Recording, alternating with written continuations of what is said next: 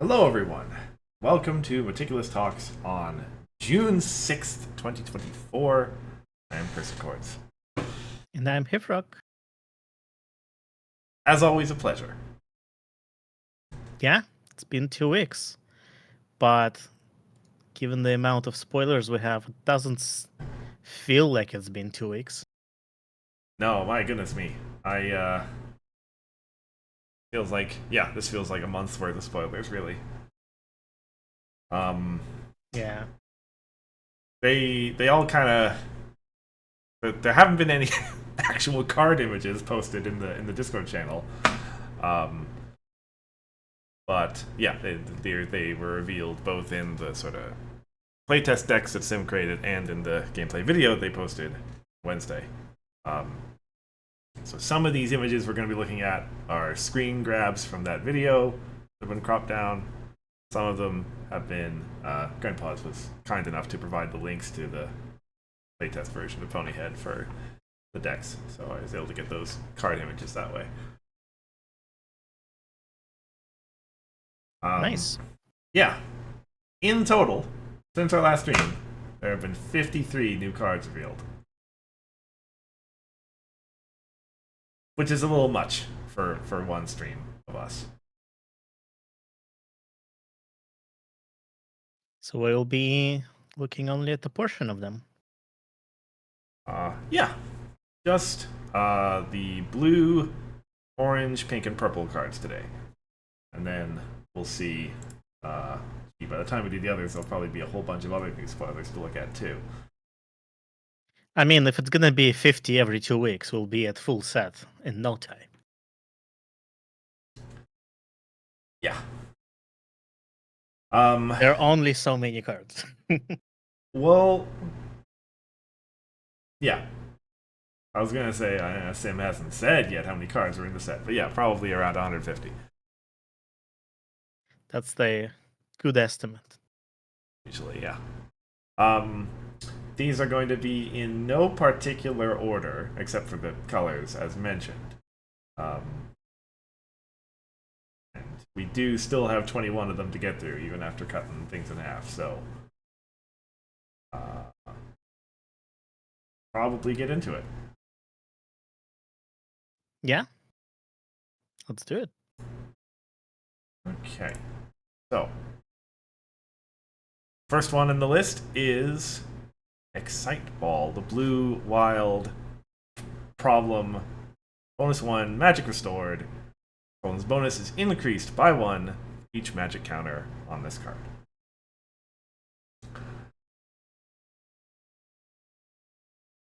So, at its simplest in isolation, it's got 2 bonus. But this could have a lot of bonus. Yeah. Finally, my RTO deck. You have to work a little hard. It's a fairly high confront for an RTO deck, but frankly, yeah. Just put 10 counters on it, and 10 points. Well, 11, but yeah. Mm-hmm. I guess so. Did you actually watch the gameplay video from? No, I did Okay, not have any time this week. fair enough. Fair enough. So Grandpa's was playing a Magic Restored deck, um, and he was able to get a lot of Magic counters flying around. Um, so it certainly gave me a new respect for what is possible with cards that care about Magic counters. So Mm. yeah, and also for the fact that this magic restored ability on this problem. Granted, the ones that are on problems are only going to trigger probably once per game, if that. Particularly in a blue deck. But still, there's a lot of good things to do with magic counters. So Yeah, just having one magic counter, like magic restored keyword on the problem doesn't feel too impactful. Don't want to say relevant, but I don't think it's as important as whatever else is in the problem. And I mean, the second ability is pretty cool. You can stack a lot of bonus points, although you better do that before you're about to face off at that problem because bonuses work both ways. Yeah, yeah, that is a risk if you put the counters on a couple turns before you intend on doing anything with it. You're creating a target for the opponent just as well. Yeah. It would be cool if Foolish Argument worked with magic counters Mm. instead of chaos. So like it starts with 3, maybe 2 if it's magic counters, and then you can like replenish them. Yeah, that'd be cool. I wonder if we'll get any cards like that. Wait, we do have cards like that. That's how Spike works. Yeah. Yeah.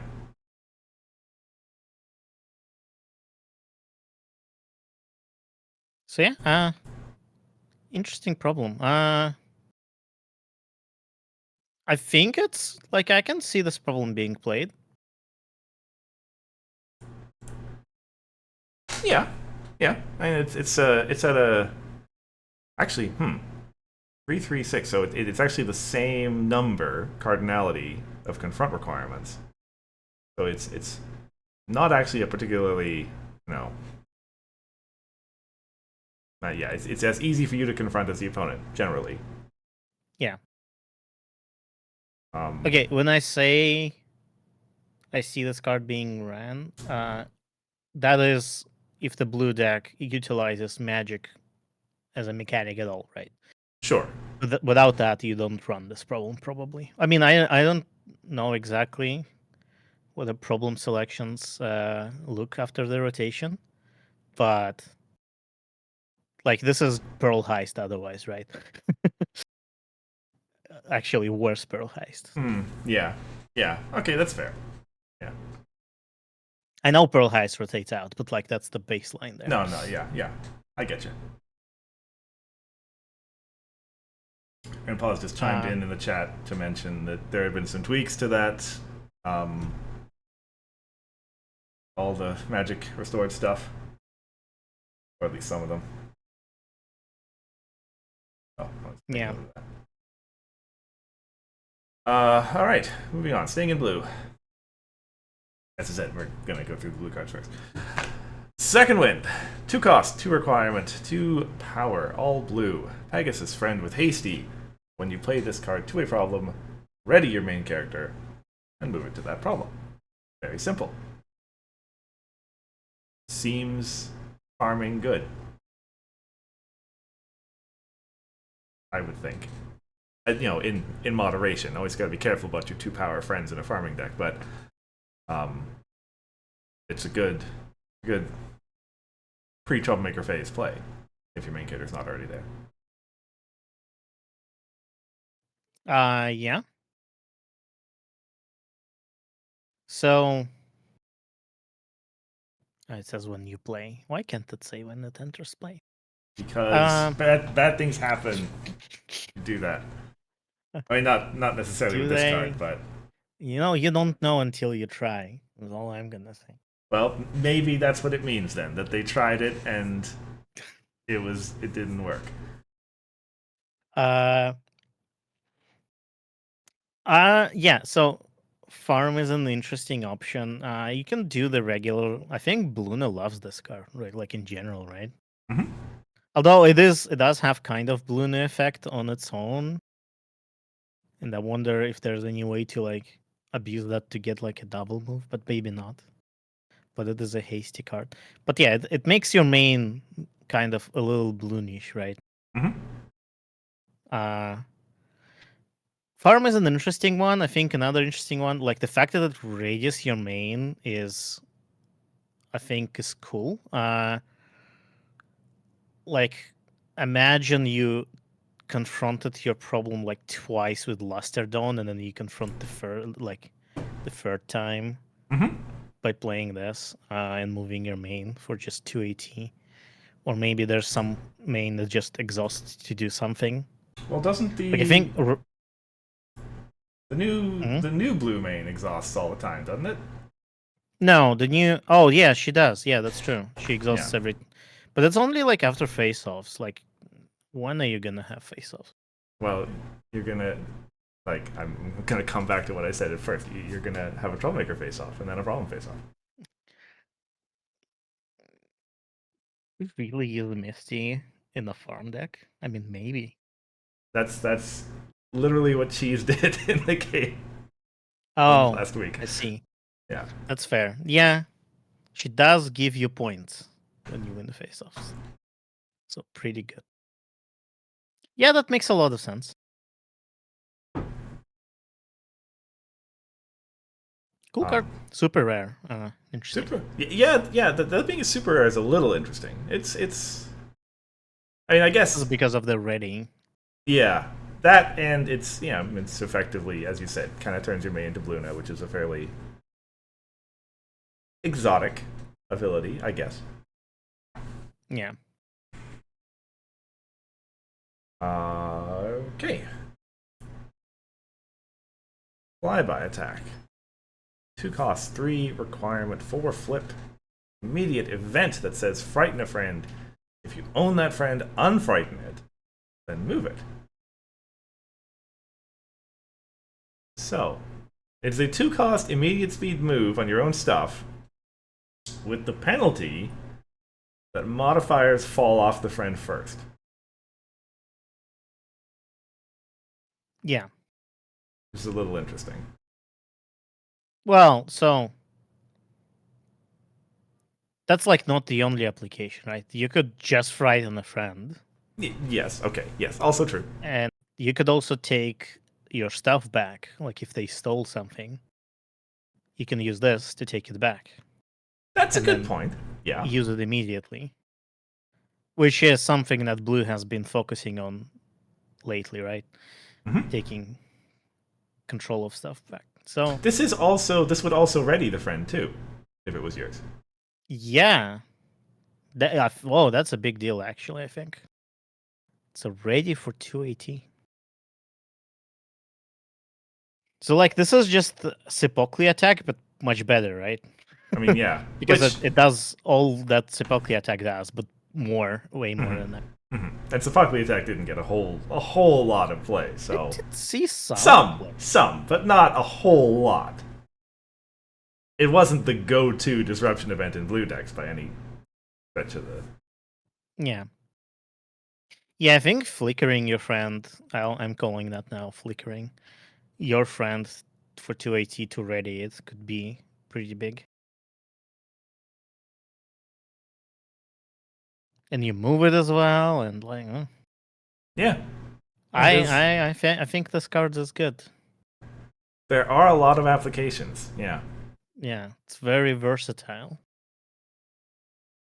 which I think that's great credit to the card designer for Yeah.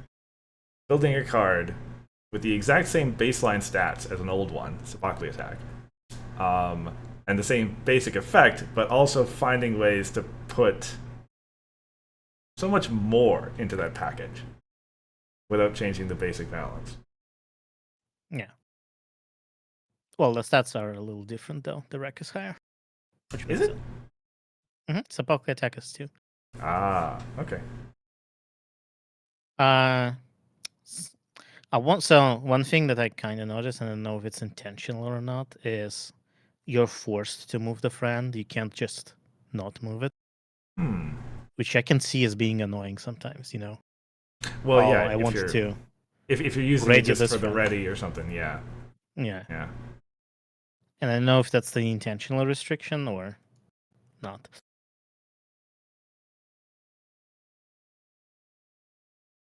Oh, yeah. Yeah. Well, yeah. I'm not sure. It is so yeah. The second bit also is not contingent on the frighten actually happening. So you can do this on stuff that can't be frightened and still get the move. Right? Yes, you can frighten a frightened friend. I think like you can choose a friend that is already fried, and then you do as much as possible, right? You can't frighten it, but and then you do if you own that friend, then frighten it. Blah blah blah. Yeah. Okay. Cool. Good thing Bunyip is gone.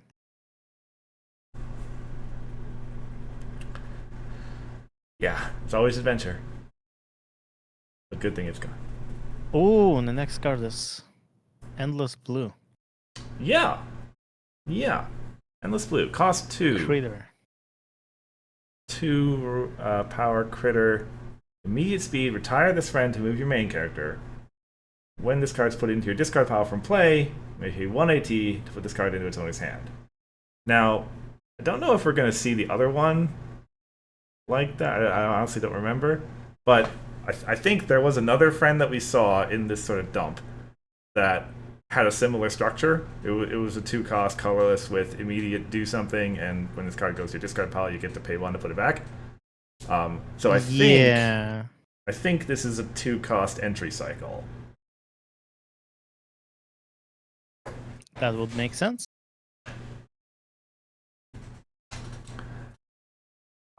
Which is kind of interesting. So this is a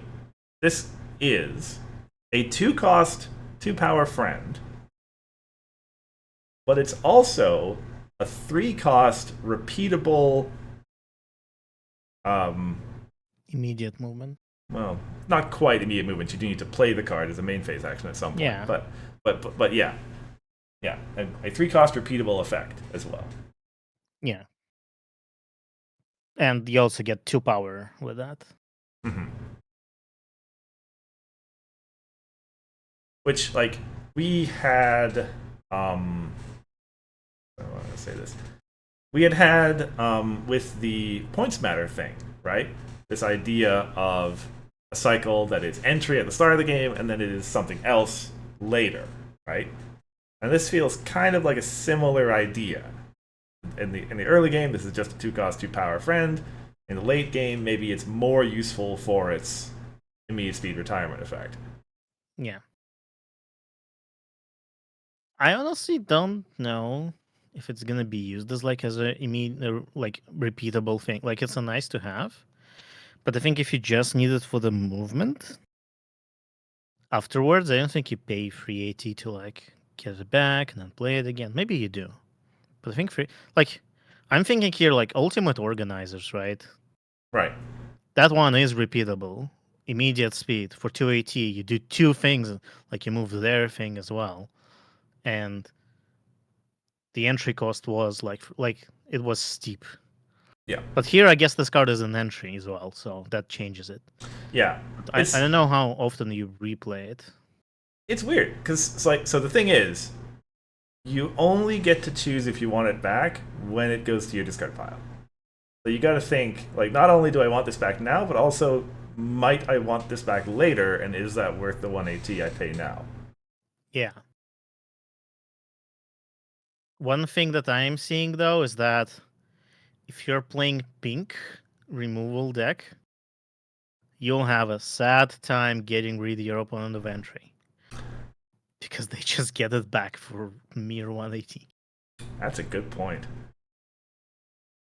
That's a good. And so yeah, you'll need to wait until they don't have that AT at all, or if this is, and as I said, yeah, if this is the entry cycle, then that means that's true of all colors. yeah. Oof.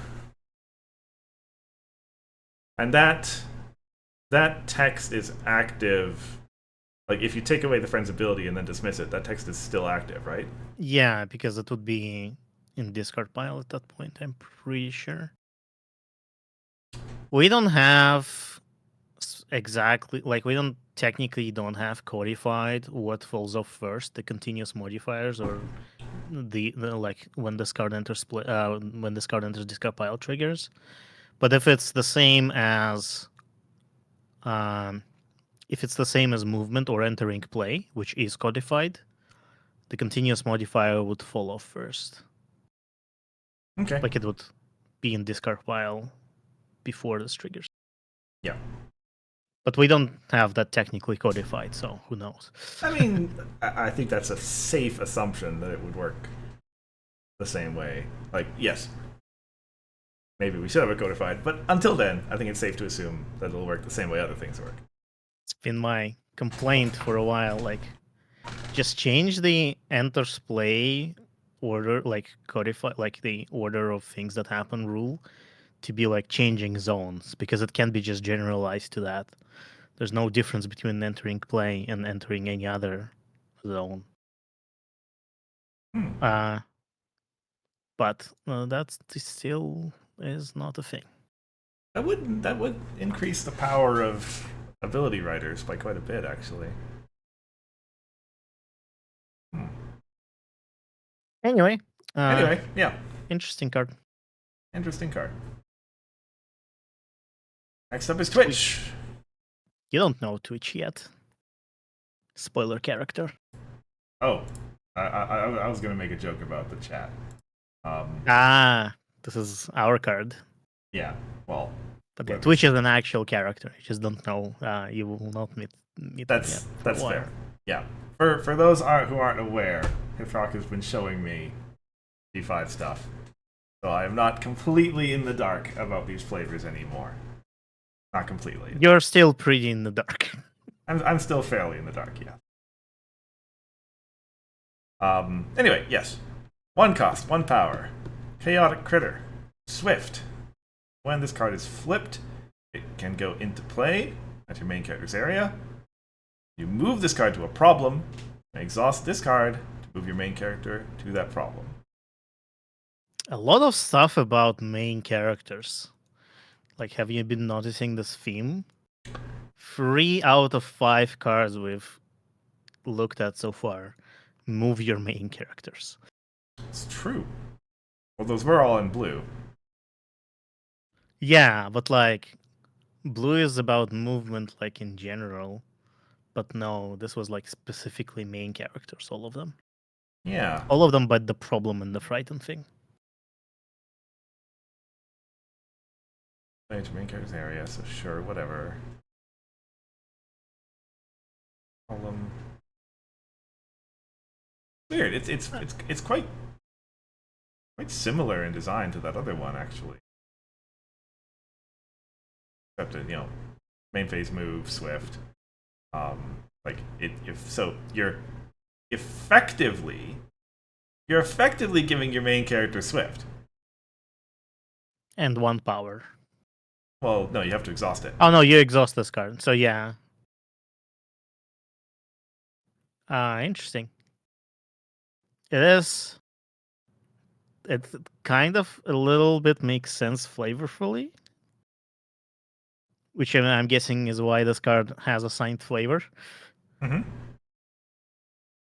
Maybe it was a top-down design. But yeah, yeah, it is just giving Swift to your main character. Interesting.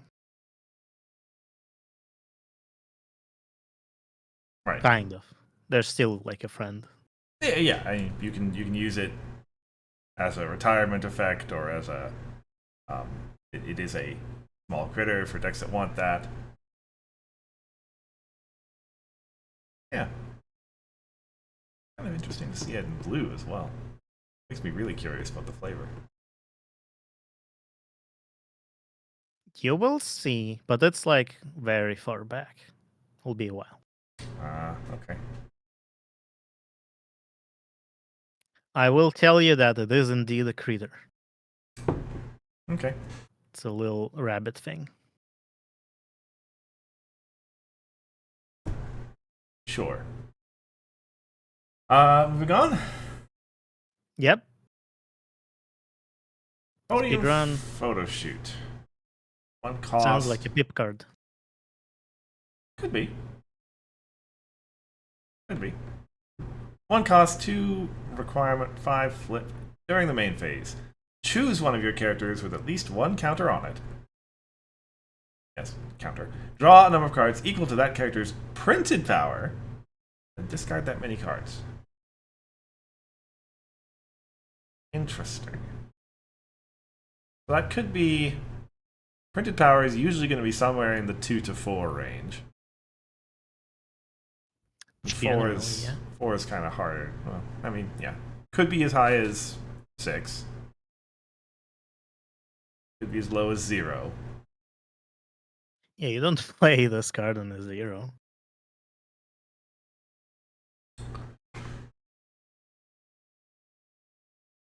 Counter thing is weird though, because you need to. Okay, think about this. Your magic counters can go literally anywhere. Yes. So there's that. Other kinds of counters is basically just +1 power counters for the And most there's part. Trixie Teacup. Yeah.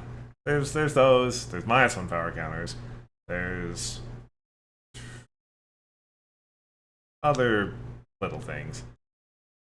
Yeah.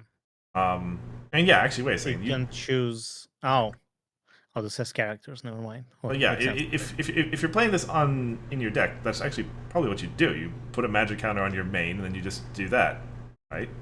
Now you've got 3. It's draw Mains 3, don't do discard anything 3. with magic counters. Sounds like a waste. Like, Well, but it's like really hard for the opponent to take that counter away. yeah, but like it's just to play this card. Eh. One cost, draw 3, discard 3. It's pretty good. Well, if you're pushing a magic counter you main, that's kind of like 2 cost in a way. Because it's like you're not using that magic counter for something else. Sure. That's fair, I guess. Hmm. Sad it says printed power. Imagine if it just said power. That's combo bait right there. Which, Yeah. that's not necessarily a bad thing, but yeah, it'd be pretty obvious. I would like to draw my entire deck and then get the cards I need exactly and discard everything else.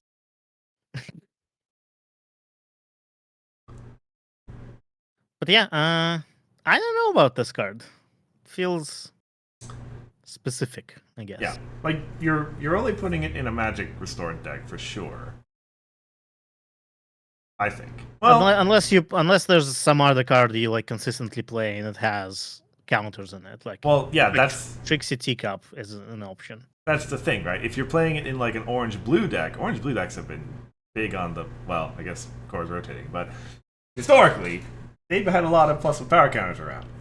So that is another possibility, actually. Yeah. Play it on a spike.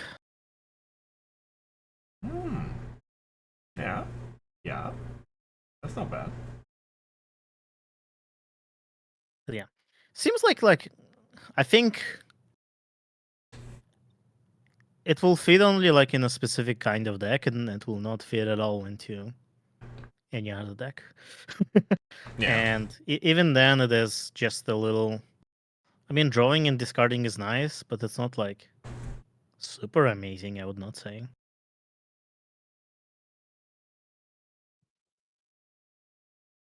Yeah, I guess. Like remember Tank, the entry? Mm-hmm. That was draw 2, discard 2, which It was like nice. It was not bad. But yeah, it was okay. And then hold on, let me remind myself. Yeah, and then you had the training keyword, right. which Didn't go anywhere. did not see that really. much play. Yeah. That's fair. Although it was a little more. I would say, yeah, training keyword is a good analogy to this because training keyword also had restrictions. Mhm. Like you needed a higher power friend, and then you do the thing. And here you need the thing with a magic counter. Weird card. Weird card. Yeah. And Oh, yeah. Well, yeah. I know. Rainbow of Light. 2 costs, 3 requirement, 3 flip. Accessory artifact. Chaotic. Resource. Those don't fit on there. Not quite. Yeah.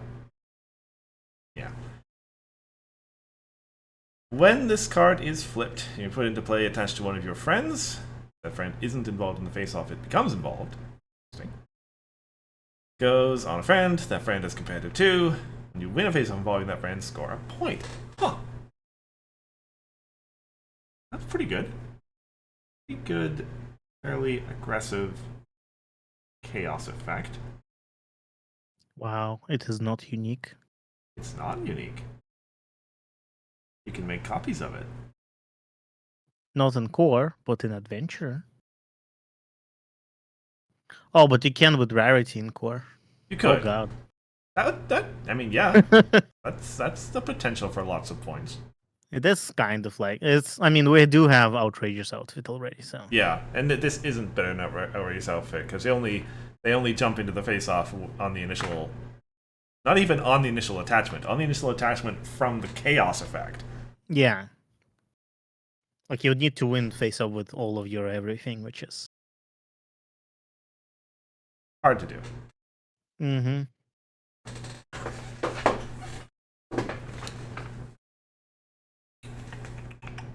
So it's a little bit. Let's see.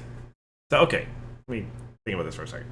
So you are effectively, if you play this the normal way, it's cost 2 to turn your friend into a daybreaker, kind of. Yes. In addition to their other effects, so you could look at this as essentially 2-cost daybreaker, kind of mini daybreaker. Yeah. I mean, well, Daybreaker gives you 6 power in the face off. Yeah, For free AT. And this is And only this thing gives 2 for 2 2. power. Yeah, for 2. Yeah. And like, and if that friend gets removed, it's. Yeah, I don't know if you'd gonna. play this, but But you can't just rely on flipping it unless you do chaos control. Yeah. Yeah. But like, does a control deck want to play this? It scores points. Like it'll. Maybe this is a farm card. Hmm. Yeah. Like. Yeah. In farm, Yeah. this would be pretty good. Ooh, you play Twitch. You put this on Twitch, and now you have your main with Twitch. A competitive goes to waste, but who cares? See, that's the. Although you would hope to not flip Twitch ever because it's just 1 power, but. Right. Know. But yeah. I mean, Chaos Farm is. We saw a little bit of it in Core last time, and I have had my eye on it occasionally. So, yeah, that could be a way to think. To look. Actually, competitive does not go to waste because, like, Twitch would be ready at the beginning. Like, you would move Twitch during your main phase anyway. Hmm. Unless you're doing the pink shenanigans with rearranging phases. Oh yeah, that card exists, doesn't it? It does. Yeesh. Almost forgot about that.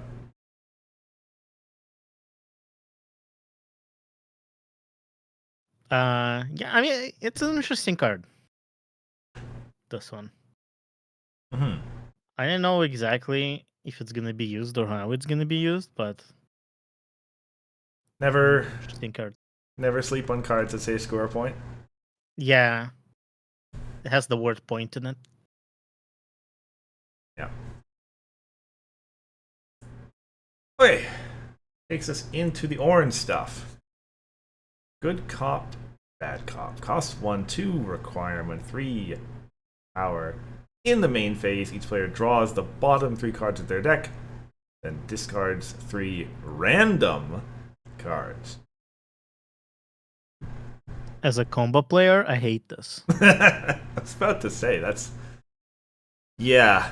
Discarding 3 of your own random cards is often going to be a bit of a. That's a heavy price. But now you play this as a disruption because it affects your opponent. Yeah. I think that's the point. I don't think you really play it yourself. Well, unless you really need 3 extra cards. Well, But even then, like, you might just discard them. well, wait, like it affects both players regardless. Yeah. Yeah. Okay, I just wanted to make sure that was. It's just what I'm saying is that you don't play it to draw yourself cards generally. No. Like the intent behind you playing the card. You'd play that to disrupt your opponent. Sure, yes. But I think like most decks would not care that much about this compared to a combo deck. Like combo decks care a lot, but So most other decks like control a little bit, but like everything else is kind of. the only other thing is that this is, if you're playing Reanimator, this is 3 cards into your discard pile. That's the only other thing. Yeah. But still, random. So, I mean, I guess that's Yeah. effectively the same as playing an Orchard Blossom, kind of. Yeah. I guess just play stuff you don't want to get discarded first. Easy. Yeah. But yeah, as a 1 cost, discard 3 random cards from the opponent's hand. I gotta do some math with that. Let's see.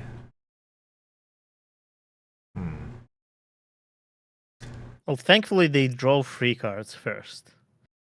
So, like, generally, if your opponent like is sitting on 6 cards, it'll be 1/3 chance, I think, for. No, it's not actually 1/3. It's It's complicated, but probabilities are hard. Yes. yes. Yeah. But like, it's there's a good chance that the more cards you have in your hand, the less likely random discards will mess things up. Yes. Yes. Yeah, it's weird because you are kind of helping the opponent too, right? You're giving them 3 card draws. It being the bottom of the deck, you have theoretically. You know what it was, Well, generally. if there's been at least 3 face-offs, yes, you know, or at least should, if you've been paying attention, know what they're going to be drawing. Yeah. And if they're using Meticulous, then, it's probably cards they didn't want anyway. That's a fair point. Yeah.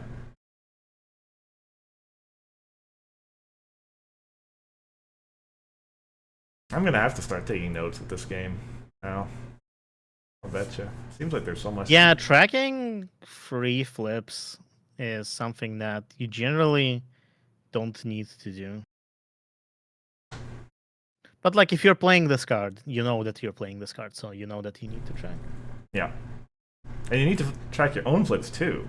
So you're going to draw those cards too. Yeah. Interesting Or card. just don't keep notes and YOLO. Just YOLO. Yeah. But yeah, interesting card. Okay. Orange problem. Charge in my attack. At the end of your turn, put a +1 power counter on this card. And when it is replaced, redistribute all counters on this card among any number of your friends. 2 orange and 3 not orange to you, 6 wild to the opponent, 2 bonus. So as long as it stays in play, you get 1 counter every turn. And those counters are going to get distributed no matter what. That's the game ends first.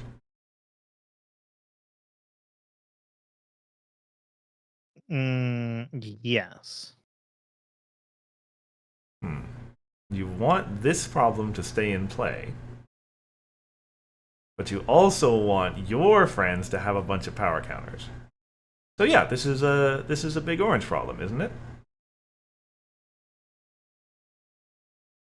You're gonna have like a slow, relatively slowish kind of start, but The then problem with big orange here is the not orange requirement. that is a good point, isn't it? Big orange generally just runs orange and nothing else, and here you need 3 not orange, which is a fairly steep thing. Well, I mean, you don't necessarily want to be confronting this. You just want it to be in play, generating power counters.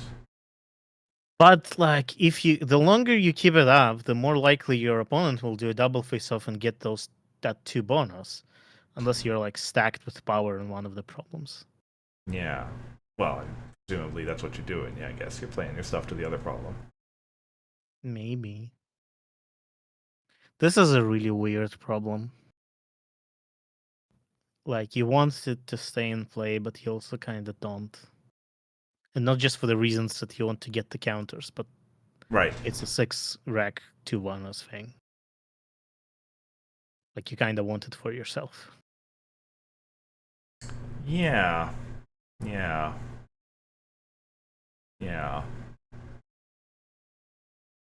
But it is a good way to get a bunch of counters on a bunch of friends as well. That's true. Like, maybe you don't care that they're power counters. Maybe you care that they're just counters and you can put a bunch of counters on friends. Interesting. Yeah. That's kind of weird. Yeah, so that means that you could have. If you had magic restored abilities, but hadn't yet played the friends you wanted those magic counters to go on, you could put them on this card and then give them out later. Yeah. That's kind of interesting. And then Although, right, you can only distribute between friends. So that's. You can't yeah, well, save counters you want to put on a resource or something. yeah. And then you do that and your opponent steals your problem. Yeah. Oh, wait, you mean steals as in actually steals? Yeah. It's their problem now. That's like. Wait, I forget. That is a thing that exists, right? I think so. Am I I misremembering? feel like there was a card that did that, yeah. Yeah. I think it was a white card that did that, right? I'm scrolling up. Maybe I'm mistaking it for something else. Oh, I can just oh no, I can't. Cards are getting so I weird. remember us talking about it. I do remember. Well, see, that's the thing, right? Where were we talking about it for real, or just because you had some idea? Again? Yeah, maybe it was just a random idea. Yeah, who knows, right? That's the best part about our streams. We have the best ideas, right? It's getting hard to keep track of what are real cards and what are just uh, the another attempt to reprint old money. Hey, old money should be back. We need back purple white. Purple white are great colors. Purple and white are great colors. I do think we need. I do think we need them back. Yeah, we And have but them. we Well, we did. We do kind of do have them back now with royalty, right? yeah, In and a way. yeah, we won't get to that card because it's white. We aren't getting to the whites this stream, but there are some white cards that I think are good for that in this group of spoilers. Anyway, if the problem still does indeed exist, this is a fun problem to steal. Yeah. Okay. Continuing to move along. Can you feel the magic? 1 cost, 2 requirement, 5 flip dilemma, 6 wild to both players, 1 bonus for you. Well, 1 bonus for bonus. When you play or move a friend to this problem, choose one. Put a +1 power counter on that friend, or put a magic counter on that friend. Wow, it's anytime you play or move. So if you have infinite movement, Yeah? you have infinite magic counters. Or infinite power. Yeah. Oh, sorry. Infinite power is Yeah. whatever. Infinite power, we could have done that with Traveler before. But infinite magic counters, yes. Is that. That is. Did those combo cards all bait. rotate, or. Those cards all rotated, right? I Flitter and Cloud Chaser, which is the easiest way to do it, do rotate because they're from defenders. But I'm sure there's a way to have infinite power, infinite movement in New Core. There's most likely a way. Okay. I will go and find it after the stream, Sure. for the next stream. Find it or Uh, discover it. Yes. it's are those different really? Well, I mean, no, not really. The process is the same. Um, but yeah, as a one-cost dilemma, it is not a particularly easy dilemma to confront as far as dilemmas go. But Uh, sorry, go ahead. See, I just realized even if there is infinite movement, it's kind of useless because whatever cards we have, they don't do anything with magic counters. So Fair like, point. yes, I have 1,000 magic counters on this cloud chasing flitter. That Anyway, is, yeah, continue. yeah, fair point. Yeah, so you do have the benefit that if you're using this purely as an aggro sort of troublemaker buster, you would probably prefer the counters. It's +1 power to everything you put there. That makes it easier to confront. Um, if you're doing, in what situation would you want the magic counters? Spike. I mean, yes, but that's like that seems a bit roundabout to play a dilemma as your way of getting magic counters over there. Yeah.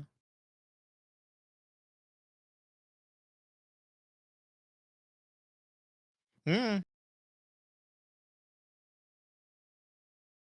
If the value of a magic counter is 180, it is kind of like Swift, as long as you want to use. Well, like, yeah, it depends on what kind of deck you're playing. And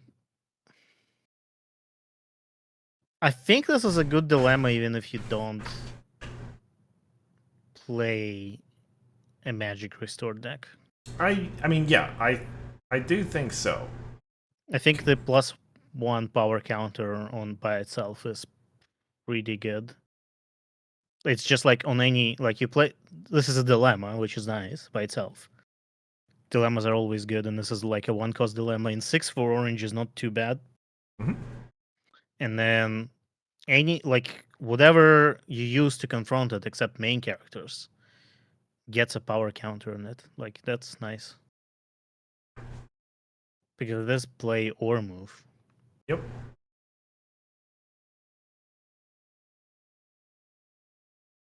Yeah. Yeah. That's better with more things, but yeah, even yeah, you move like two cost stuff over there would confront it. Yeah. Yeah. So you can treat it in that sense. It's kind of like 4 for you, 6 for them. E Y4 Well, if could be you like 5. well, I mean, It is 5 or less. it is yes, it is 5 or less. Yes. Like if you're playing big orange, it's likely you'll have like a 6 power friend, you know? Hmm.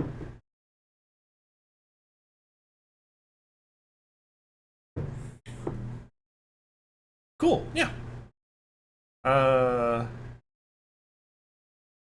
all the colors don't necessarily have dilemmas after the rotation, right?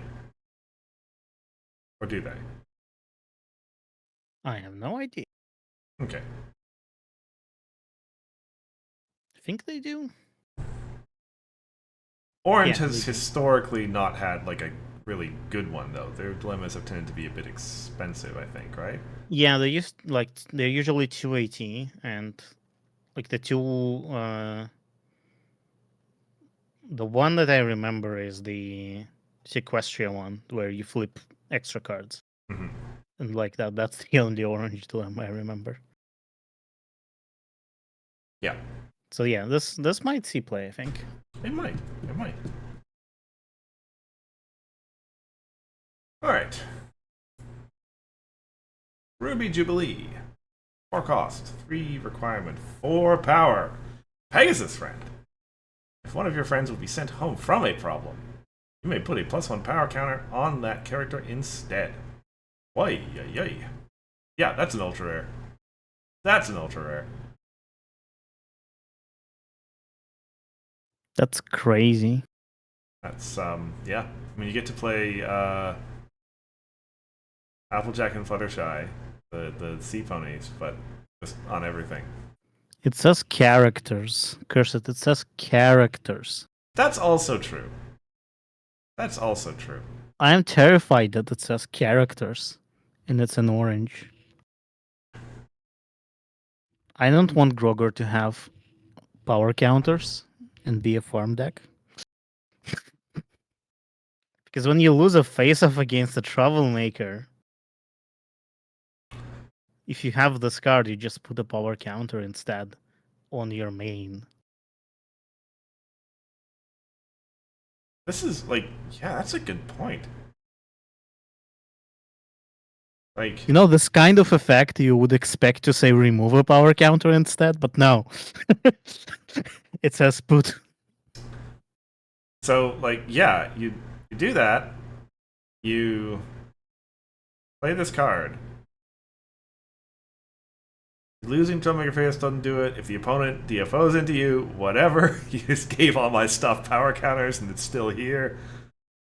Yeah, it's not location restricted either. Like the only thing that your opponent can do is to remove it. That's it. It's to remove this card, pretty much. Yeah. That's really scary. Wow, does this pass the Thunderling test? Will this card see play despite being 4 coast? On a glance, the effect seems insane. Yeah. I mean, it's. I think it's got to. Like that's. Once this enters play, if the opponent does not remove it, surely you've established like a hard clock on the game then. Yeah, because you're staying at all of the problems forever with everything. Yeah. Well, and so It's like, they could move your stuff home if they're playing a purple deck. that's true. But like, I don't know. Seems pretty good. Does seem pretty good. Yeah. And we were all like, as I've been saying, I think orange is already looking really good. So, oof. That's Yep. really good. Yeah. It's gonna Well, get ready can for we get like a orange good set. purple card? I want a good purple card. Oh, we have to get through the pink cards first. The, the purple cards are That's the coming. condition of having good purple cards. So, like, legitimately, I think there are some interesting purple cards that we will see. But we have to get through the pink cards first. So, Ravenous. If this card looks a little weird, it's because it was the text was changed after the spoiler came in. So I put the new text on it. Nice editing. I think so. Magic Restored. When this problem becomes solved, dismiss all friends with cost equal to the number of magic counters on this card. This is interesting because I think this is a Magic Restored card that you're not going to put in a Magic Restored deck. This is a counter to the opponent's Magic Restored deck.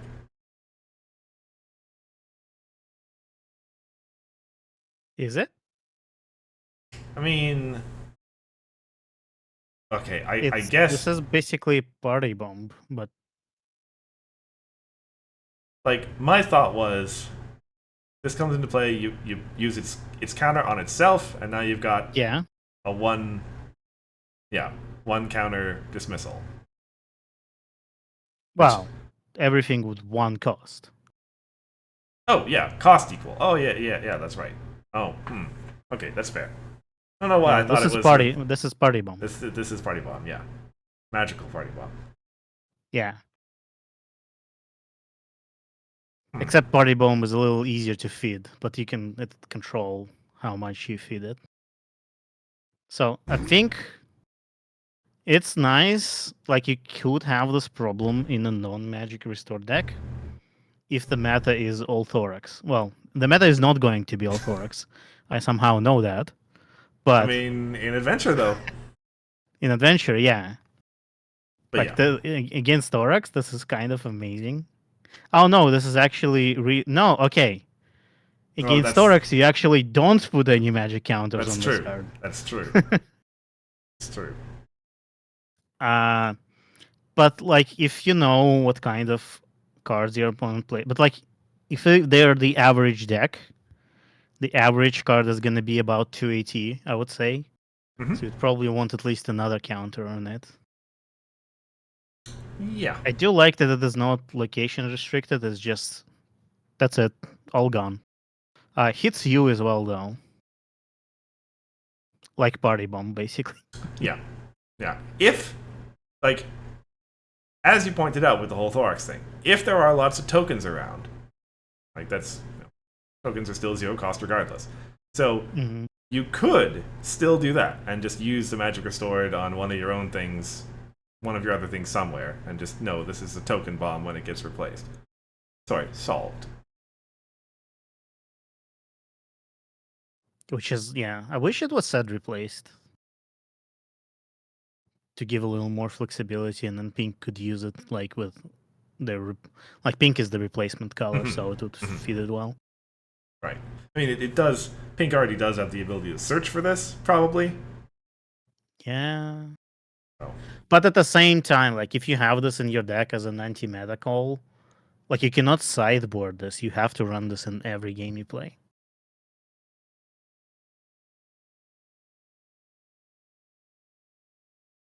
But it Yeah. is also a 4/6 problem, so Yeah. 4/6/1 bonus is also pretty good. Weird. It's been a lot of the kind of weird cards that aren't immediately obviously in one archetype or other. This seems like an answer rather than something that you constantly use. But this being on the problem is interesting because you cannot sideboard them. Right. Right. And it also removes your stuff, so it's kind of like you might not even want this card most of the time. But at the same time, it's unlikely. Like if you're playing token deck yourself, you just never run it. And if you're playing against a deck where you don't want like or can't remove anything, I guess you just don't put any counters on it. And then it will probably not touch your stuff because it's likely most of your stuff will cost more than 0. Yeah. Yeah, it's I guess you can look at it that way. It's another card that kind of forces you to make a decision when it comes into play, right?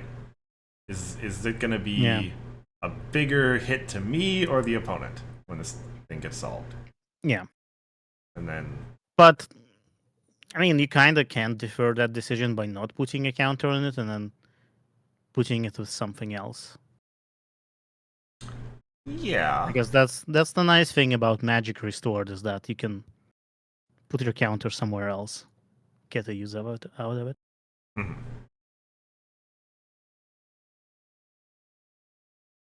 Anyway, Anyway, interesting problem. Jump Scare. 2 cost, 2 pink, 3 power. At hasty speed, when this card enters play during an opponent's turn, you may retire it to dismiss a friend here.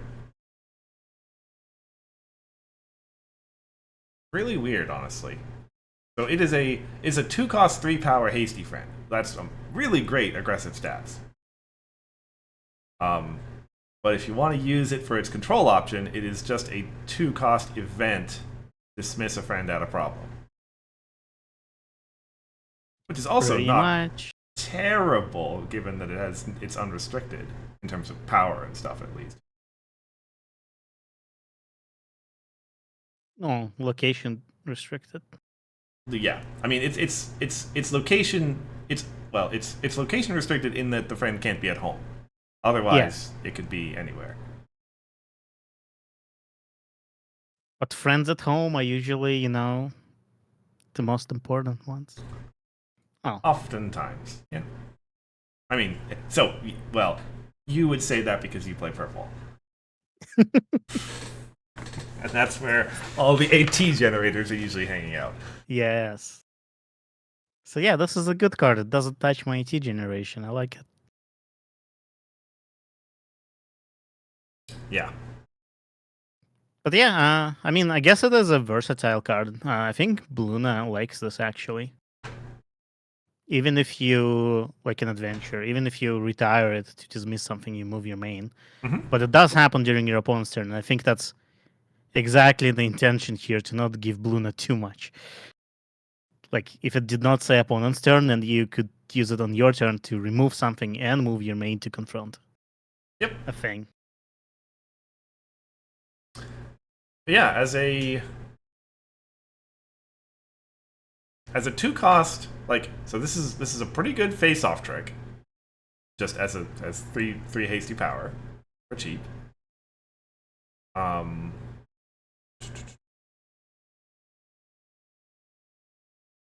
oh, this is a. I guess this is no. There's some core stuff you can do with it. This is a. If you portal this during your opponent's turn, it becomes the dismissal option. Yeah. Yeah. There's less ways to do that in core these days, but some ways. Yeah. This is an incredible draft card, though. Oh yeah, this is absurd as a draft card. Oof. It's incredible.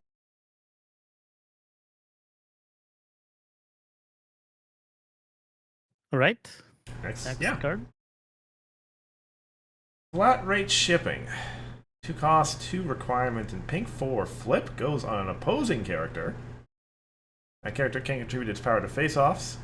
I think I see the joke that R is making here. Immediate. Retire this card to draw cards equal to that character's printed power. Wow, I've seen this effect somewhere before. I mean, yeah, it definitely shades of cardboard box. Um, Yeah. but also with the card draw, which is a little interesting. Um, so it is a 2 cost cardboard box for sure. Which I don't remember. Was the original one 1 cost? Yes. Yeah. So that's that. And then at some point later, again on that theme of like making more decisions in real time, at the point where the card draw becomes more valuable to you than the box effect, you have that option. So probably in a turn that you expect is like the second last or last turn of the game, you have Yeah. you have some card draw. This is so weird. This card is so weird. Like generally you would want, like, if you're playing this, you're playing it probably for a reason. Hmm.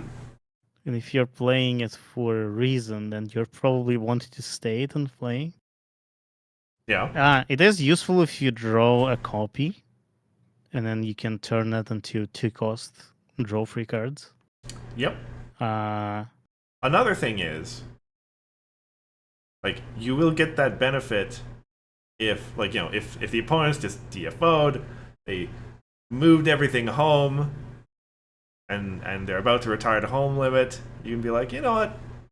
Before you retire that card with the cardboard box on it, let me draw my cards first. but then they keep that friend. Yeah, actually, it's a good point. Like, oh, since this friend is useful again, I guess I will not retire it. And like, it's so weird. This card is so weird. It would make a lot more sense to me if it was hasty, Right. because then it's like a trick and you get cards, Mm-hmm. But without that, you're probably playing it as cardboard box, which means you play it and you want to stay it and play. And like retiring it as like other than the situation that you said where it's last couple of turns, I just don't know why would you retire it. Yeah, you're not like the immediate speed retirement as a face-off trick is only going to help them by giving them more power in the face-off. The Nova deck. That is something that came to my mind. Yeah, but that does not exist in core. No. Yeah, really weird card. The weirdest card yet in my mind. Yeah. All right. Well, we'll see. Maybe missing something. Well, I mean, maybe it gets played just as a cardboard box. You never know. Farm is around. That is true. Okay. Kenneth and Birdzilla. 2 cost. Oh, right. This is the other card in the cycle I remember seeing. Yeah. 2 cost, 2 power. Critter. With immediate speed, retire this friend to look at the top 2 cards of a problem deck, then put them back into the order, and the recycling for 1 AT, same as blue card we saw before. So. Kenneth and Brazil are the two birds. Oh, okay. One with the yeah. can on top Yeah. of, yeah. Okay. Yeah, I know them now.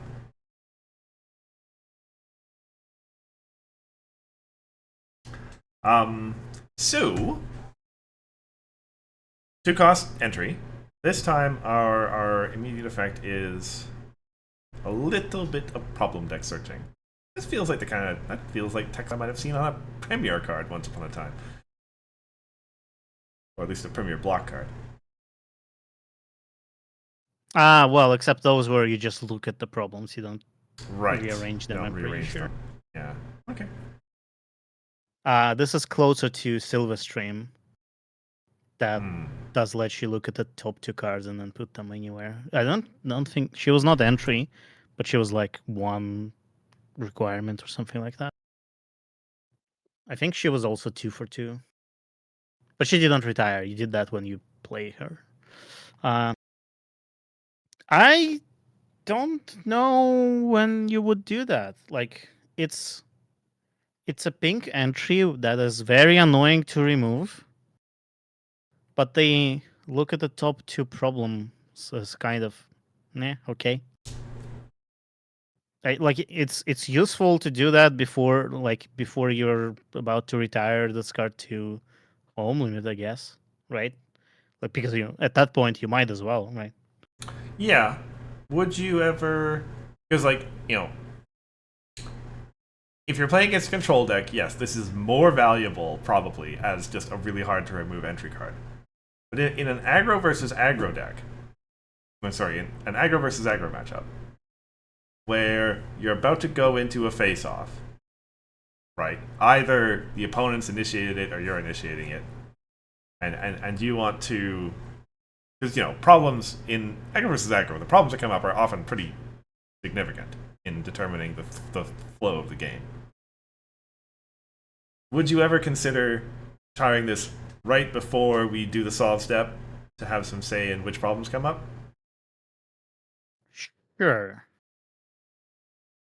Yeah, that could be useful. It is a problem deck. You can look at your opponent's problem deck. Mm-hmm. Especially if perhaps they have just no, it would only be if they tutored something onto the top of their problem deck, you could delay it for 1 turn. Although if that's the case, you retire this immediately after they play Discord or something. It's kind of interesting. Yeah.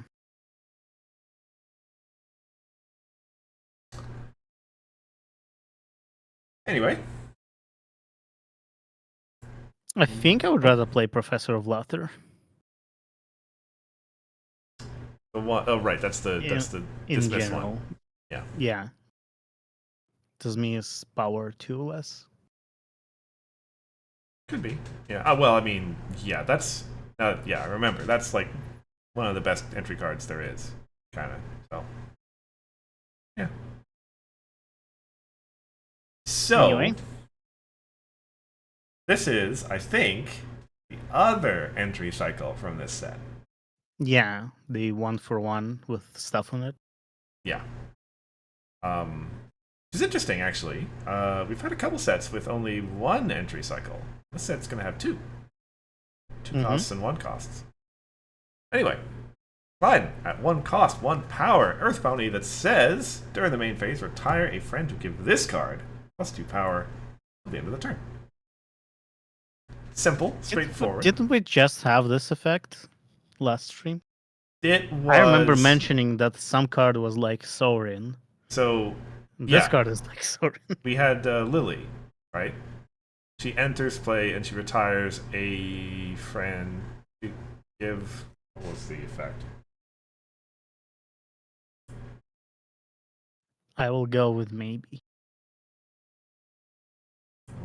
Of course, it opens on that screen. Whatever. Yeah.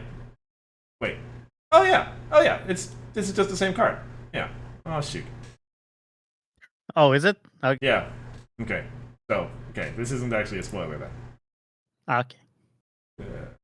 Get it from my folder here. Move on. So yeah, I was like, yeah, it is the same card. It is Lily. I saw this somewhere. There it goes. All right. No wonder it looked familiar.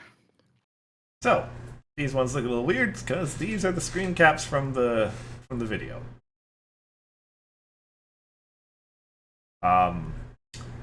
Age restriction, 2 cost, 2 power, 2 requirement.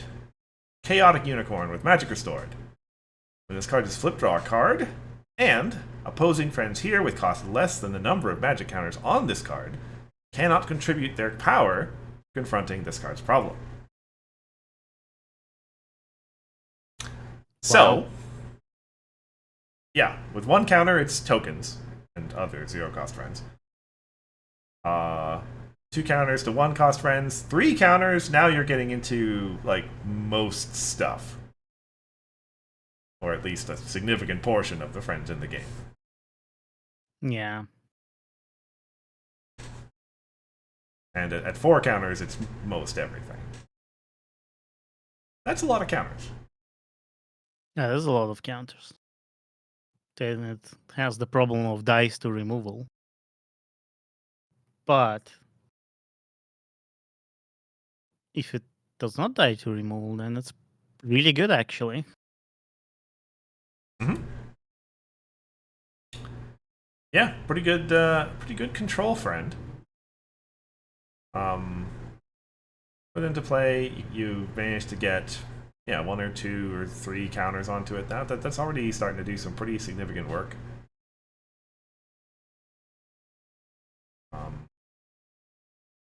Yeah, we aren't going to get to it in this reveal, but in the white stuff, there's been some cards that have really given me some hope for control in this in this new meta. So looking at the text, I hope this will be changed because it's really weird how Chaos is the second ability. Oh, yeah, it should be the other way around. It should be Chaos in front of everything, yes. But yeah, that's something. I'm sure, like, I just don't see how they, like, the templating would just look wrong. So I'm sure it will be fixed because it's just... Yep. Yeah. You know, we haven't had a Chaos that puts magic counters. It'd be cool, right? We have not. That would be cool, yeah. I don't think there'd be any particular problem with that. Yeah. Do you want to go to the next card? Sure. Oh, this is the repeat curse. It is not. It is different from the last time we talked about it. Oh, okay. When we talked about it last, it did not have that chaos effect. Ah, that's fair. That's true. Yeah. So yes, this was an original that we had a long time ago, but the chaos effect has been added between Wave 3 and Wave 4. Yeah. So, 1 cost, 3 requirements in purple, 3 flip. At main phase, banish a friend till the end of the turn. Any player may pay 2 ET. If they do, banish it instead. That we already all covered. But now, when this card is flipped, it also banishes a friend until the end of the face-off. So a little bit more, control utility. Yeah. This is like that Discord. Isn't that exactly the same text? No, Discord was basically Portal, but this is until the end of the face-off. Ah, that's right. That's right. Okay. But at least it's not until the end of the turn. Yep. So, okay. What does this change for a Portal deck? I think this actually doesn't change all that much.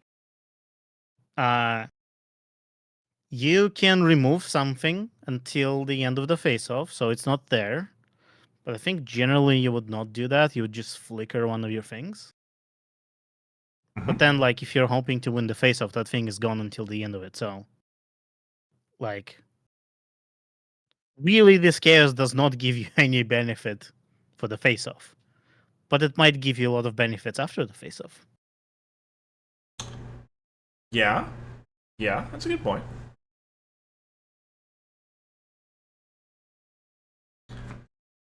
If it's like a friend that has an enters play ability that starts a face off, that would be cool. I don't know. I'm hungry. Oh, does that not work?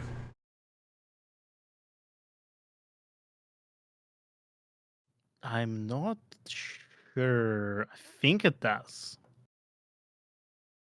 I think it should work. Let me check. Interesting. I am honestly just a little tired and just threw that out. I did not think I was gonna. No, like it depends whether we have. Well, I mean, yeah, until like the face off would. Yeah, no, yeah. This works. This works. You can portal something that starts the face off and then start it again. But like, But yes, it's cool if you can put this on top of your deck again. Right? Yeah, Then you can could just keep have doing face-offs. infinite face-offs. Yeah. Isn't Does that soft lock the game? that is possible to do, isn't it? Yeah, like, well, that's very easy to do. For example, you have one card in your deck, this card. Now Right. you have face-offs forever, and if your opponent can't do anything about it, then the game is locked, right? Not like there's literally nothing I mean, yeah. You can just for call the you or judge your and opponent say, to do. "Yo, I'm just gonna keep doing this until time runs out." Yeah. Yeah. Well, you can shortcut it by doing it 26 million times, I guess. Oh, you can't because opponent's deck. No, it would not be random at some point. Like once you go through the entirety of it, the deck would not be random anymore. Because they also flip a card every time you do this. So, but like you can just soft lock the game. There's like, I don't think there's anything that stops you from just keep doing this, shortcut rules or not, because like I just wanted the game to not continue. Oh, that's fun. I like that. That's cool. I don't know. I'm doing that. I'm I mean, building a deck. of course you Who are. wants to lead? Who wants to win with leaving to laugh? That's boring. We're winning with this card instead. Or losing depends on what points are. I'm gonna lock the game and lose. Yeah, honestly, like that. It feels like it's running up against, well, rules somewhere. Obviously, um, might be worth getting a check. Unfortunately, Grand Plus isn't here anymore. Left a while I'm ago. pretty sure it works because the face off Well, I mean, ends and then that's it. yeah, You like can yes, start new face offs after that. it works. The question is, like, is that totally How fine in a intended? tournament context? I am sure it's fine. I don't see anything wrong with this. I guess I'm not familiar with the floor rules enough. Like, Well, nothing like no. Floor rules have nothing to do with this. right, you are taking proactive actions and not. Yeah, like it's just no like nobody can do anything during them. You just keep doing like you. Yeah, it's not like you're just sitting there in your main phase and not taking any actions. You're actually doing stuff in the game, so it's not stalling. Right. It's kind of like a prison at that point, right? Mm-hmm. Mm-hmm. Like, yeah, okay. It is true and worth asking if this is the intended effect. Yes, that's probably fair. I am sure it is. Anyway, Anyway, purple cards. Yeah, a lot of the other purple cards were from the reveal from the mm-hmm. gameplay video. Oh, GP's back. Oh, hi, GP. So, the wormhole, it says banish a friend until the end of the face off. So, if a friend starts a face off when it enters play, like Gilda, does that mean you can have infinite face offs if this is the only card in your deck? And if yes, can I just freeze the game by doing infinite face offs? Like, as soon as the face off ends, the friend comes back and I start a face off, I flip this card, I banish a friend, something happens to that face off, it ends. I put the friend back into play, I start another face off, and so on. I'm pretty sure that works because, like, until the end of the face off, the friend would only come back into play when the face off is actually ended. And if it's ended, that means you can start another one. And since you can start another one during next pre-priority processing, you would process the trigger and start another face off and so on. And you just keep the game locked forever in the face off state. It is not like you can stop it at any time you want. You can leave the like you can just stop doing Mm-hmm. this. Mm-hmm. But if you benefit somehow, okay, All right, yeah. So he's looking that up. We'll see. I'm Um, sure it works, Meanwhile, and we'll I'm move sure on. it is 100% intentional. Right? That's why he is looking it up because it was definitely intentional. Um, in the meantime, quarter in your ear. 3 cost, 2 requirement, 3 power. Pegasus friend. Interesting. There's been a fair number of what am I gonna say? Friends in colors where their traits are not like Pegasi in purple and critters in blue and yeah. Anyway, magic restored, and when you put one or more magic counters on this card, gain an AT. Nice. It is So very there you nice. go. Magic counters cost 1 ET. I suppose, yes. Um, this was the card that I saw. Oh, this one has changed. Okay. First time he's shown. Okay, that's good. That's good. Um, yeah, this one was crazy. It was not the first time he's turned. I mean, that makes sense. Yeah. Does this basically mean like the text as it is on the screenshot? Does this basically mean that all of your cards with magic restored are now like one cheaper? Effectively, yes. Yeah. And I mean, it's And if you have also any way to get like more than one in separate yes, instances, that's even better. yes, yes. That was with the like. It's not coming this stream, but with the card that doubles your magic restored triggers. Oh, Um, yeah. yeah. Oh, first time each turn. Boring. Give me good AT gens. I mean, it is in that sense. Well, you have to work for it a little bit, but it is Yeah. effectively just a 180 per turn thing. Yeah. It's fine. We have Trixie. She's a good AT gen. It's a good AT gen. Yeah. Okay, But so yeah, if it's first time each turn, then it's just 180 per turn. Exhaust to get 180, kind of. yeah, with the Except you have to extra, work a little more yeah. for it. Well, you have to work a little more for it, but you also have the flexibility of, as usual, using this magic restored for something else if you want to. Yeah.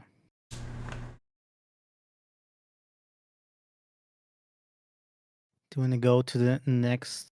Sure. Yeah. GP has mentioned that the rules are not actually super clear Yeah, on. but like there is no priority window when the until the end of the face-off thing happens, and until the end of the face-off thing happens, and when you process like, there's no priority window. There's no point where you're still in the face-off, but all of the until the end of the face-off things were worn out. It just doesn't can't like that doesn't make sense. So I'm pretty sure it must work. But I also don't think it's problematic. Like, oh yeah, I need one card in my deck to make it happen, and all I do is I stop the game from continuing. Like, if I have less points than my opponent, I lose. So I'm like, might as well just play Living to Laugh at that point. Yeah, yeah, that's fair. Um. Anyway, uh, Horse Apprentice. 2 cost, 1 requirement, 2 power in purple. Magic restored, an eccentric one. A unicorn. Mhm. Hey, a unicorn in purple. That's what I was waiting for. So, I don't think. hey, oh, hey, Celestia decks. Pay attention. When an opponent plays or moves a character, you may remove a magic counter from this card to move that character home.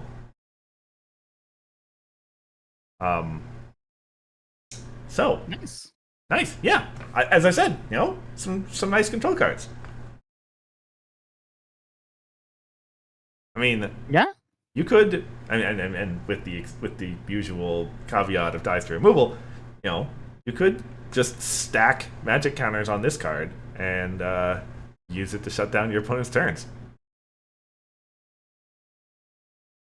There's literally no way for them to get like as long as you have enough magic counters on this thing. There's literally no way for them to get anything on the problem, right? If they play Mm, something, you move it home. If they move something, you move it home. And if like they like portal something to a problem, that would work. that is, yeah, the only way, which is sure. Yeah, that's not gonna happen. Or if they like play an event that throws tokens at the problem or something like that, Yeah. or copies of their, well, that's still tokens, but yeah. So yeah, that's pretty good given the well. So the thing with this is that it needs to cost your opponent more than 180 because otherwise, if it's like a Swift character and if we assume that magic counter is about 180, Hmm. then it's like, oh, you spend 180 to prevent them from spending one, or rather, they spend 180, so you spend 180, which Yeah, is, yeah. yeah, Uh, and that is an interesting point to make. Sorry, I'm kind of interrupting you, but mhm.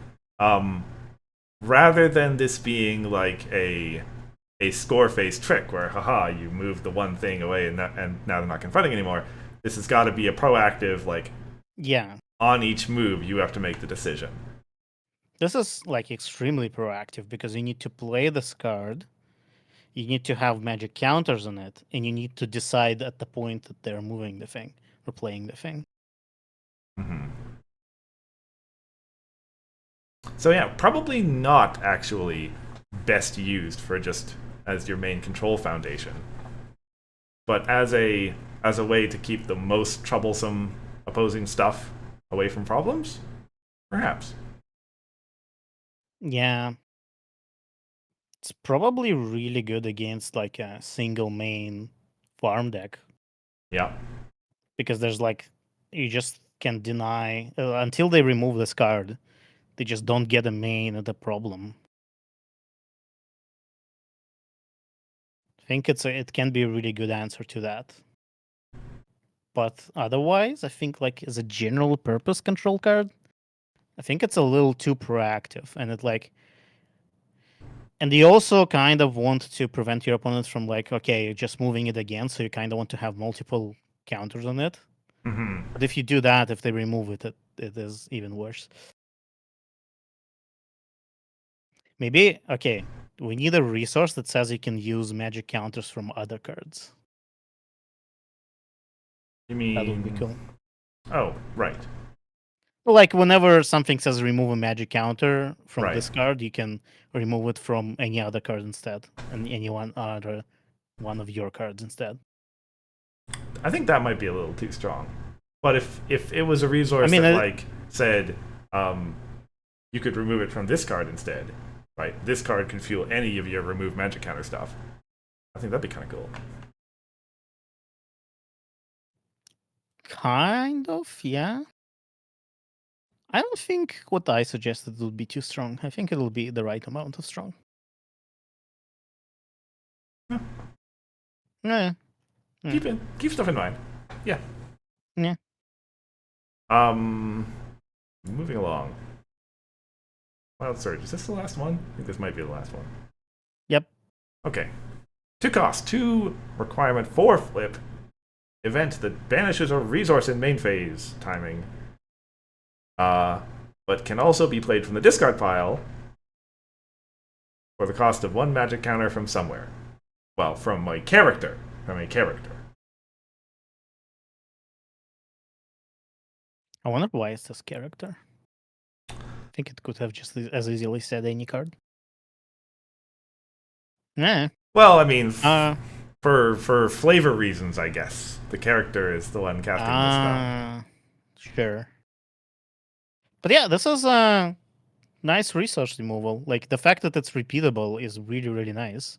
Mhm. I don't like this is a fairly unique thing, right? We don't really have any good repeatable resource removal like that, other than Big Mac. Yeah. So I actually really like this. I think this is a good card. Yeah. Yeah. You can. Let me see here. I was about to suggest that you could get away with playing maybe only one of them in your deck. If One you would be can, stretching it. I yeah. would say two. If you have a way to tutor for it, you might be able to get away with only one. Yes. But like we don't have gyro. We don't. Sad face. We need a card that's magic restored. When you play it, you search for an event, and when it enters play, you banish a troublemaker, a resource, or a friend. And Meticulous too. Took me a moment to get there. Um, but I see it now. Yeah, it's an old joke. Very old joke. Uh yeah, I really like this card. I think this is great. I think it's cool to give a color. I mean, I'm a purple biased, of course. I'm glad it's purple. But I think it's cool to give a color sort of repeatable resource removal that's like easily reused, but not on the same level as Big Mac. Right. Yeah, like this does cost you 2 each time. And magic counters, Yes, so kind of and a magic 3-ish counter. if you're playing it from the discard pile, yeah. So yeah, it's not free like it was with Big Mac, but it is like you don't have to pack 6 resource removal if you know your opponent is gonna play like 3 sticks. Well, sticks are not a thing anymore, but like sticks, desert roads, whatever powerful resources we would have in the new meta, you know. Yep. Yep. And if any color's not going to care about the resources, or sorry, the AT, it's this one. Yeah. If only it was immediate. Well, If only. okay, so purple has had immediate resource removal before. Actually, no, I was going to say Many just rest in times. pieces, but yeah, it's got other stuff too. I suppose that wouldn't be a problem. Yeah. We had Mysterious Disappearance, which was 0 cost immediate resource removal. Mm-hmm. Well, with discard, so not Yeah. 0-ish cost. I mean, whoever played Mysterious Disappearance, he just flipped it. Uh, Often you know what would unintentionally. actually be kind of cool? Hmm. Like, you know the entry cycle we have where, like, it's retire, do a thing, Yeah. and you can put it back into your hand? I think this kind of effect would be cool in a friend like that. It's like immediate banish resource, retire this friend to banish your resource, and like pay 1 to get it back into your hand. But that'll make resource removal extremely accessible to all of the colors, because it would be an entry card. It So would. Oh, right. Yeah. It being an entry card. Yeah. If that yeah, it wasn't was an just entry like, card, that'd be pretty close to this, actually. yeah, it'll be pretty close. The only difference is you need to decide on the moment whether you want to keep it, which would make it a little worse actually. Yeah. But it would not be in your discard pile, Yeah. which would And make it a little better. it wouldn't require the magic counter either, which is a little bit. Yeah, it would require 18 instead. Yeah. So I think it'll be like a similar power level actually, even though it's a little different effect. Yeah. Yeah, that's anyway. We have this card, and I'm very happy we have this card. Yeah. Yeah. It's good that this exists. Good purple card. Good. Now we Purple need card. good AT generator. We do probably. No first time per turn shenanigans. I mean, that that video is up. If you want to watch that video, you can see why this card was changed. Why that card was changed. I will only see the greatness that was and will never be.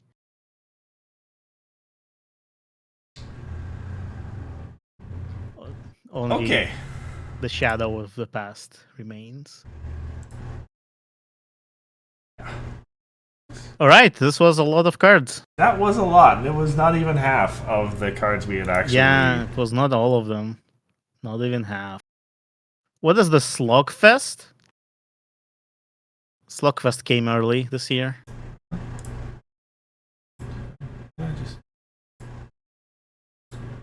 You know, it is interesting how our Slogfest is like usually around Christmas time. It is weird. I mean, that was. It just so happened that we had the kind of like during the Interplay years, they would do broadly annual set releases. Wait, is that true?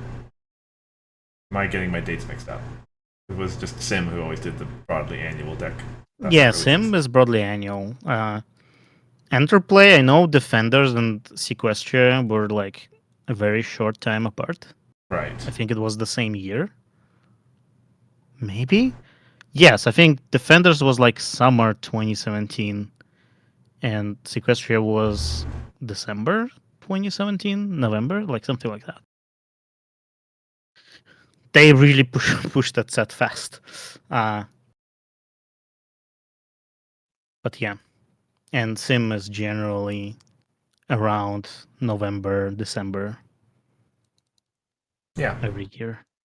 I guess after all the major stuff has happened in a given year.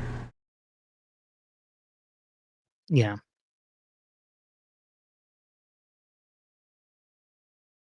But yeah, it is weird that we've always ended up, and it's a good time.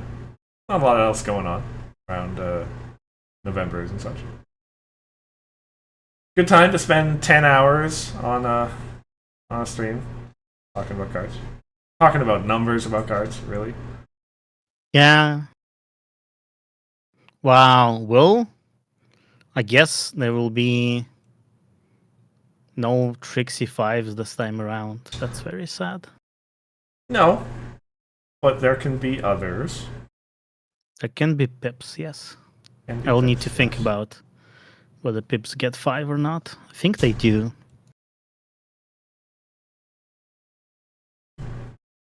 Speaking of Pips, Pip VA is going to be at Everfree, and I don't know what to sign. I am kind of thinking of just printing just the Pip main, even though the set is not going to be released at that point, Right. 99%. But I kind of want to just print the Pip main and sign that. Because otherwise, I don't know what, like, I don't I only sign cards. I don't know what people usually sign. Well, playmats. Other than that, yeah. Ooh, maybe I should get a Pip playmat. That would be cool. Hmm. Although I have my Trixie playmat. But the Pip playmat would also be cool. Yeah, we can have more than one playmat. Yeah, true. Especially once you've gotten one signed by a bunch of people and don't want to play with it anymore. I mean, Max plays with his playmat all the time. Yeah.